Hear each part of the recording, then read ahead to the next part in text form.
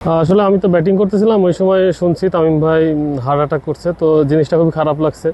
উনি আমাদের কিংবদন্তি ওপেনার, ওনাকে ফলো করা আর কি আমাদের, আমি যেমন ওনাকে ফলো করি এক ওপেনার হিসাবে, তো আমি সবসময় দোয়া করবো তিনি যেন খুব তাড়াতাড়ি সুস্থ হয়ে মাঠে ফিরতে পারে। এখানে শুনলাম যে তামিম ভাই অনেক অসুস্থ হয়ে গেছে। আমি আল্লাহর কাছে তখনই দোয়া করছিলাম যেন উনি আমাদের মাঝে ফিরে আসে তাড়াতাড়ি, আর ইনশাল্লাহ আমি মনে করি খুব সুন ওনাকে আবার মাঠে দেখব। আর কজ তামিম ভাই জুনিয়রদের জন্য আমি মনে করি সব ক্রিকেটারদের জন্য একটা ব্লেসিং। ইনশাল্লাহ উনি আমাদের মাঝে তাড়াতাড়ি ফিরে আসবে, ইনশাল্লাহ আবার ক্রিকেট গ্রাউন্ডে ওনাকে দেখতে পাবো ইনশাল্লাহ। আলহামদুলিল্লাহ, আমার সেঞ্চুরি নিয়ে আমি অনেক হ্যাপি। আমি টিমকে কন্ট্রিবিউট করতে পারে আর টিমকে জিতাতে পেরে অনেক খুশি আলহামদুলিল্লাহ। আমি মনে করি এই জিনিসটার পিছনে আমি নাফিস ইকবাল ভাইকে আমি পুরোপুরি ক্রেডিট দিব, কজ উনি আমাকে প্রথম থেকে উনি আমার খেলা নিয়ে অনেক গাইড করে। উনি আমাকে একটা জাস্ট মান্ত্রা দিছিল দ্যাট যাতে যখনই ইনিংস বিল্ড করি যেন আমি নট আউট থাকি আর কি। ও আমার লোকাল ছোট ভাই, ওর সাথে আমার আন্ডারস্ট্যান্ডিংটা খুব ভালো। ওকে আমি গাইড করতে পেরে অনেক খুশি লাগতেছে। ও ফার্স্টের দিকে অনেক ভুল করতেছিল, আমরা দুইজন মিলেই চেষ্টা করছি যেন ডিপ পর্যন্ত একদম 50 ওভার্স ক্যারি করি, তাহলে আমাদের রানটা অনেক একটা ভালো স্কোরে নিয়ে যেতে পারবো ইনশাল্লাহ। আমাদের জন্য অনেকটা স্বস্তির, অ্যাজ আমাদের এই ম্যাচটা অনেক বেশি ইম্পর্টেন্ট ছিল ফর সুপার লিগ কোয়ালিফিকেশান। এখনও আমরা ফুলফিল করতে পারি না, ইনশাল্লাহ আমরা ম্যাচ বাই ম্যাচ খেলে ইনশাল্লাহ আমরা ফিউচারে লুক আফটার করবো। আমার সবসময় ম্যান অফ দ্য ম্যাচ পুরস্কার পেতে ভালো লাগে। ম্যান অফ দ্য ম্যাচ মানে তো আমি টিমের জন্য 100% ফুল কন্ট্রিবিউট করছি, টিমকে জিতাতে পেরে আমি খুশি আলহামদুলিল্লাহ। সাব্বির হোসেন ওয়াজ ব্রিলিয়েন্ট, ওর জন্য আমি মনে করি আমরা 320-এর একটা টার্গেট স্কোর ফিক্স করতে পারছি, as he was the main. আমি মনে করি সাব্বির হোসেনই হাফ ডিজার্ভ করে ম্যান অফ দ্য ম্যাচটা।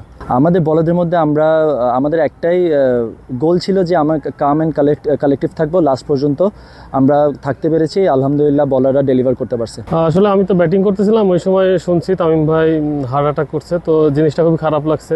উনি আমাদের কিংবদন্তি ওপেনার, ওনাকে ফলো করা আর কি আমাদের, আমি যেমন ওনাকে ফলো করি এক ওপেনার হিসাবে, তো আমি সবসময় দোয়া করবো তিনি যেন খুব তাড়াতাড়ি সুস্থ হয়ে মাঠে ফিরতে পারে। অবশ্যই স্পেশাল, আমি 7-8টা ম্যাচ পরে সেঞ্চুরি করতে পারছি, তো একটু কষ্ট হচ্ছিল, বাট সেঞ্চুরি করার পরে খুব ভালো লাগছে। আসলে আমি সেট হচ্ছিলাম বাট বড় করতে পারতেছিলাম না, তো ওইটা থেকেই কোচের সাথে কথা বলা, আমার পার্সোনালি কোচের সাথে কাজ করি তার সাথে কথা বলছি, তো সেইটাই মাঠে অ্যাপ্লাই করছি, আর আল্লাহ চাইছে দেখেই সেঞ্চুরিটা হয়েছে। আসলে আজকের উইকেটটা খুব ভালো ছিল, আর আমি সেঞ্চুরি করার পরে আমার সাথে ইরফানভাবে ব্যাটিং করতেছিল, তো উইকেটটা ভালো ছিল। উনিও টিমের জন্য খেলছে, তো উনিও সেঞ্চুরি করছে, তো জিনিসটা আমাদের টিমের জন্য খুব ভালো হয়েছে, জেতার জন্য ভালো হয়েছে। হ্যাঁ, একসময় সেটা মনে হচ্ছিল যখন সাদমান ভাই হচ্ছে আপনার ইমরুল কায়েস ভাই ব্যাটিং করতেছিল, তখন একটু এরকম মনে হয়েছিল, বাট ইমরুল কায়েস যখন আউট হয়েছে তারপর আর কি আমরা কাম ব্যাক করতে পারছি আর কি, আমাদের বলাররা আবার ভালো বোলিং করছে। হ্যাঁ, আসলে উইকেটটা খুবই ভালো ছিল, যার কারণে আমাদের বলাররা ভালো বোলিং করতেছিল, বাট ইমরুল ভাই আর সাদমান ভাই ওনারা ভালো ব্যাটিং করতেছিল, তো কিছুক্ষণ ধরেন পুরা ম্যাচটা ওরা খেলছে, আর আমরা লাস্টের 10-15 ওভার আমাদের বলাররা খুবই ভালো বল করছে, যার জন্য ম্যাচ জেতা। আমাদের সুপার লিগে ওঠার জন্য জয়টা খুবই গুরুত্বপূর্ণ। সামনে আরও 3টা ম্যাচ আছে, যদি আমরা 3টা ম্যাচই ভালো খেলে উইন করতে পারি, তো আমাদের 1-2-3 এর মধ্যে থাকতে পারবো সুপার লিগ।